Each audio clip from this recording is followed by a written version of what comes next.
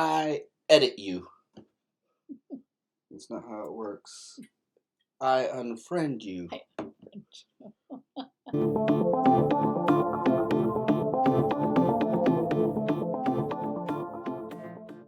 What's up, everybody? 916 Reactions back at you. I'm Darren. I'm Kim. And today we are doing the difference between the United Kingdom, Great Britain, and England explained. This was requested because apparently we're dumb. We're dumb. We're dumb Americans.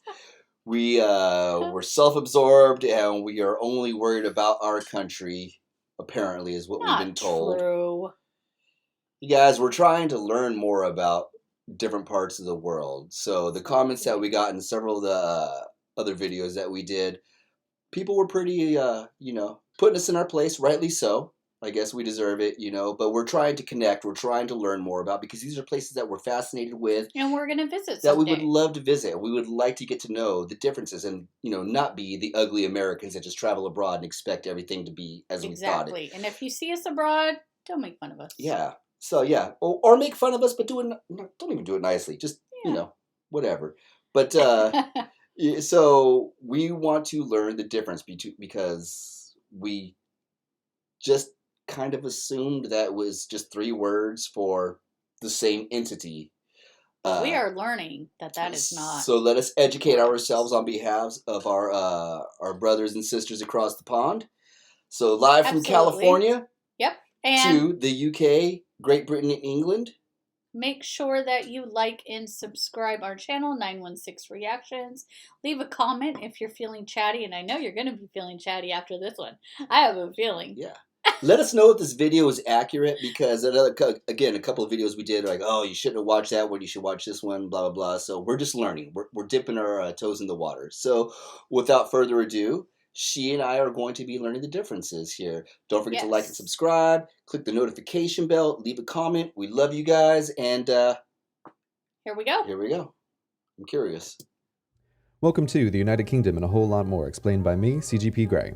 The United Kingdom, England, Great Britain, are these three the same place? Are they different places? Do British people secretly laugh at those who use the terms incorrectly? Who knows the answers to these questions? I do, and I'm going to tell you right now. I have a feeling the answer is yes. Yeah, they don't secretly laugh. They do it to your face, but go ahead. Totally. now. For the lost, this is the world, this is the European continent, and this is the place we have to untangle. The area shown in purple is the United Kingdom. Part of the confusion is that the United Kingdom is not a single country, but instead is a country of countries. It contains inside of it 4 co-equal and sovereign nations. The first of these is England, shown here in red. England is often confused with the United Kingdom as a whole because it's the largest and most populous of the nations and contains the de facto capital city, London. To the north is Scotland, shown in blue, and to the west is Wales, shown in white. And, often forgotten even by those who live in the United Kingdom, is Northern Ireland, shown in orange. Each country has a local term for the population. While you can call them all British, it's not recommended as the 4 countries generally don't like each other. The Northern Irish, Scottish, and Welsh regard the English as... So answer my question, if you may. Oh boy. How is it? Is it because it was forced upon all these countries that they are all a conglomerate of the United Kingdom? If they don't particularly like each other, as this man said, is it something that's kind of forced upon them, that they're just part of the UK? Or is it something they all agreed on, but yet they just are kind of like a sibling rivalry type thing? And I know the history that, England has typically never really, or Scotland and Ireland were... they weren't independent originally, and so I know there's history there, and there's a lot of bad blood, but how is it nowadays? Is it generally seen as kind of like a siblings, or are you guys still kind of at each bumping heads? Yeah. Let's see.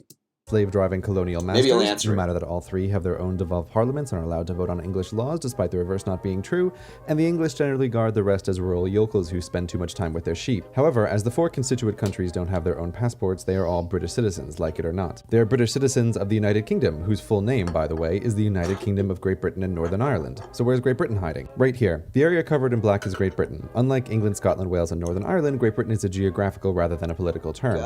Great Britain is the largest island among the British Isles. Within the United Kingdom, the term Great Britain is often used to refer to England, Scotland, and Wales alone, with the intentional exclusion of Northern Ireland. This is mostly, but not completely true, as all 3 constituent countries have islands that are not part of Great Britain, such as the Isle of Wight, part of England, the Welsh Isle of Anglesey, the Scottish Hebrides, the Shetland Islands, the Auckland Islands, and the Islands of the Clyde. The second biggest island in the British Isles is Ireland. It's worth noting at this point that Ireland is not a country. Like Great Britain, is a geographical, not political term. The island of Oh, Ireland is not a country, he just said. Is it because Ireland and North Ireland? Separated, I think. But let's find out.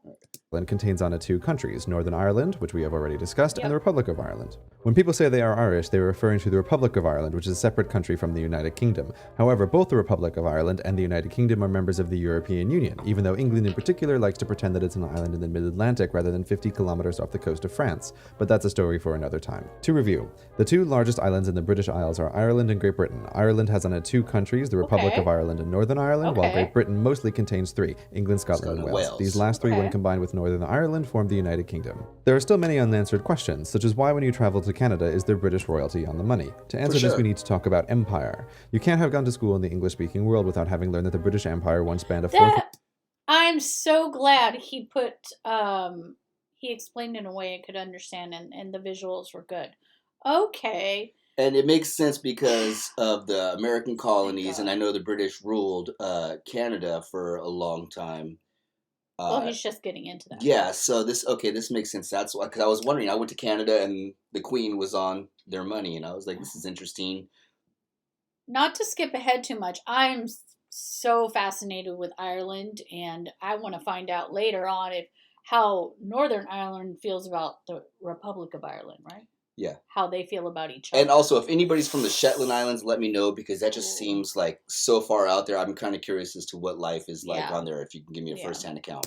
World's land and govern nearly a fourth of the world's people. While it's easy to remember the parts of the British Empire that broke away violently, we often forget how many nations gained independence through diplomacy, not bloodshed. These want-to-be nations struck a deal with the Empire, where they continue to recognize the monarchy as the head of state in exchange for a local autonomous parliament. To understand how they are connected, we need to talk about the crown. Not the physical crown that sits behind glass in the Tower of London and earns millions of tourist pounds for the UK, but the crown is a complicated legal entity best thought of as a one-man corporation. Who created this corporation? God did. According to British tradition, all power is vested in God, and the monarch is crowned in a Christian ceremony. God, however, not wanting to be bothered with micromanagement, conveniently delegates his power to an entity called the Crown. While this used to be the physical crown in the Tower of London, it evolved over time into a legal corporation sole, able to be controlled only by the ruling monarch. It's a useful reminder that the United Kingdom is still technically a theocracy, with the reigning monarch acting as both the head of state and the supreme governor of the official state religion, Anglicanism. Such are the oddities. Wow. Sorry to keep pausing it, but I have so many questions. This guy is going through this really fast. So I was always under the impression that the Queen or the royal family were figureheads, almost. That they didn't. Do they have any real power in the say in the running of the government, or do they? They just kind of a ceremonial thing that. What is it like nowadays? I know you have Parliament, and you have other governing bodies that decide laws, and prime ministers and stuff. But how deep does the royal family? How much power do they really have? Yeah. How much power? Or is it just... Is it just influential? Is it like, hey, my buddy, your buddy, scratch each other's back? They're the most powerful influencers in the world. The rise when dealing with a 1,000-year-old monarchy. Back to Canada and the rest. The former colonies that gained their independence through diplomacy and continue to recognize the authority of the Crown are known as the Commonwealth realm. They are, in decreasing order of population, Canada, Australia, Papua New Guinea, New Zealand, Jamaica, the Solomon Islands, Belize, the Bahamas, Barbados, St. Lucia, St. Vincent and the Grenadines, Grenada, Antigua and Barbuda, St. Kitts and Nevis, and Tuvalu. All are independent nations, but still recognize the monarchy as the head of state, even though it has little real power within their borders. There are three further entities that belong to the Crown, and these are the Crown dependencies: the Isle of Man, Jersey, and Guernsey. Unlike the Commonwealth realm, they are not considered independent nations, but are granted local autonomy by the Crown and British citizenship by the United Kingdom. Okay, Guernsey, I was thinking those are cows. Jersey. Guernseys are types of cows that they raise out on the coast. But I was thinking from Letterkenny, it sounds like the two guys on the hockey team. Guernsey and Jersey. Shoresy. Riley. UK does reserve the right to overrule the laws of their local assemblies. Are we done now? Almost, but not quite. There are still a couple of loose threads, such as this place, the tiny city of Gibraltar on the southern coast of Spain, famous for its... I was born in the southern tip of Spain, right outside of Gibraltar. So this is interesting to me. I've always heard about it. I've seen a couple pictures and stuff like that, but... Okay, well, let's find out. Got excited. My birthplace. its monkeys, and for causing diplomatic tension between the United Kingdom and Spain? Or what about the Falkland Islands, which caused so much tension between the United Kingdom and Argentina that they went to war over them? These places belong in the last group of crown properties known as British Overseas Territories, but their former name, Crown Colonies, gives away their origin. They are the last vestiges of the British Empire. Unlike the Commonwealth realm, they have not become independent nations and continue to rely on the United Kingdom for military and sometimes economic assistance. Like the Crown dependencies, everyone born within their borders is a British citizen. The Crown Colonies are, in decreasing order of population, Bermuda, the Cayman Islands, the Turks and Caicos Islands, Gibraltar, the British Virgin Islands, Equatorial and Dikelia, Anguilla, St. Helena, the Ascension Islands, Tristan da Cunha, Montserrat, the British Indian Ocean Territory, the South Georgia and South Sandwich Islands, the Falkland Islands, the British Antarctic Territory, and the Pitcairn Islands. For our final Venn diagram, the United Kingdom is a country situated on the British Isles and is part of the Crown, which is controlled by the monarchy. Also part of the Crown and the British Isles are the Crown dependencies. The independent nations of the former empire that still recognize the Crown are the Commonwealth realm, and the non-independent remnants of the former empire are the British Overseas Territories. Thank you very much for watching. Okay. Yo. Okay. Well, obviously he ran through that quite fast. That was very fast. There's a lot to unpack here because, you don't think of that complex of a situation. Excuse me, it's the beer. You don't think of that complex of a situation when it comes to other countries. Just like I'm sure that, people from the United Kingdom, Great Britain, or England, or any of the other colonies, you think of America as one monolith. We all say y'all, and everything looks like the South or the West. Yeah. And we're all cowboys or surfers. So it's very easy to get caught up in that mentality of thinking that, one group of people just represents everybody, or there's a stereotype. So this was informative. It went really fast. I'd like to learn more. Drop some comments. Yeah. On things. I'm really interested in day-to-day life in England, because to me it seems like, England, in all of the territories, particularly the UK. I'm curious as to day-to-day life, because it seems very similar to some of the things that we do here in America, or in the United States, I should say. But it just seems like we borrowed a lot of stuff. It's really fascinating to me. Does that make sense? No. Doesn't make sense. So it probably doesn't make sense to you guys. Leave comments on where I can find videos on smaller cities or smaller towns in the UK and see what life is like there, because that really fascinates me, because I really want to learn. I'm genuinely curious, and I'm curious about Northern Ireland and the Republic of Ireland.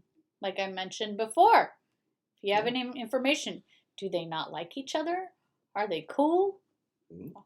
And apparently I am part Welsh and Irish as well, so you are. Let's see what happens with that. All right, guys, 916 Reactions. Thanks again so much for watching and liking and commenting and subscribing. We'll talk to you guys soon. You have anything to say? Make sure you like and subscribe. Talk to you soon. Thanks for hanging in with us. Bye. Peace out, guys.